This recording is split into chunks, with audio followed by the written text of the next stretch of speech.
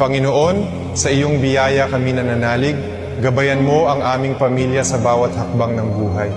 Bigyan mo kami ng lakas at liwanag upang patuloy kaming magalak sa iyong pag-ibig. Pagpalain mo ang aming tahanan ng kapayapaan at kasiyahan. Lahat ng miyembro ng pamilya, mula sa mga anak hanggang sa matatanda, ay iyong protektahan at ingatan. Naway lagi kaming magbuklod ng mahigpit sa iyong awa at grasya. Bigyan mo kami ng pananampalatayang walang hanggan, pag-asa na nagpapagaling, at pag-ibig na nag-uugnay sa amin. Tulungan mo kaming maging matatag sa gitna ng mga pagsubok at unos, at sa iyong pangako kami laging kumapit.